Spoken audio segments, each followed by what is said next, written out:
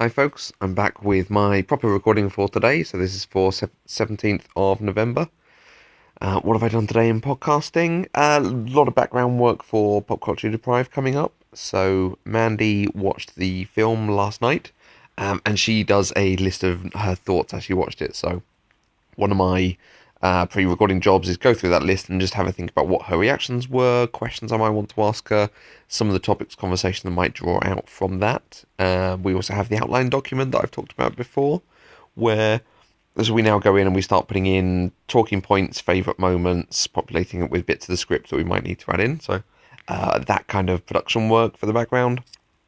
I have also been thinking about the upcoming episodes, so because we're doing several about Christmas, what we want to talk about on each, whether we need to refer to stuff across them and keeping the conversation going. I have actually started listening to A Christmas Carol on audiobook because I love it, and I ran out of podcasts to listen to today, so that was the next audiobook to listen to. But I also wanted to do it because I know we're going to be covering effectively two adaptations of that story for two of the three movies that we're doing, so I wanted to get it back in my mind, some of the detail of it. I also started watching some of the Across the Arrowverse episodes. So we watched Flash and Legends of Tomorrow tonight.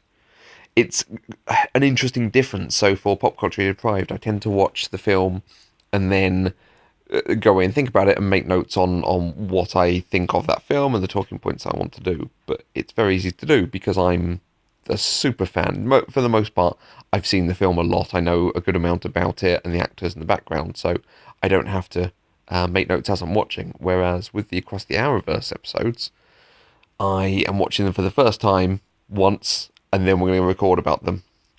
In an ideal world, I'd probably watch them at least twice to really get it in, but also it's 4 episodes, so it's 4 hours worth of content to watch, and we try to keep the episodes short. I feel if we were doing a deeper analysis into them, I'd make time to watch, but watching them too often would make me do too deep a dive, too much analysis, and the show would go on for a bloody long time.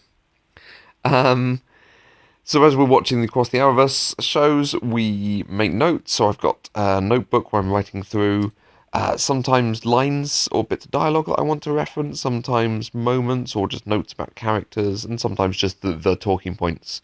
And then when we record, I tend to just tick off as I go to make sure I've covered everything that I might want to cover. So it's interesting that two main podcasts that I record, I do in very different styles. The only time I really make notes for a Pop Culture Deprived episode is if it's TV. So because you've got lots of episodes you have to watch, it's really good to make notes, as I found, so that I don't go into the podcast episode just talking about the most recent ones that I watched, because they're the ones that are fresher in my memory. Whereas with a movie that I've seen lots or that I know very well, it's a lot easier to talk about. I also remembered the note I was going to say, the second thing for Hindenburg. So I said on the earlier recording that there was a new thing on Hindenburg, but I couldn't remember what it was. They sent their newsletter out, and they said that for training the EQ settings for each different person's voice, what you can actually do is find a really good recording of that voice. So a bit where you go, this is exactly how I want that person to sound every time.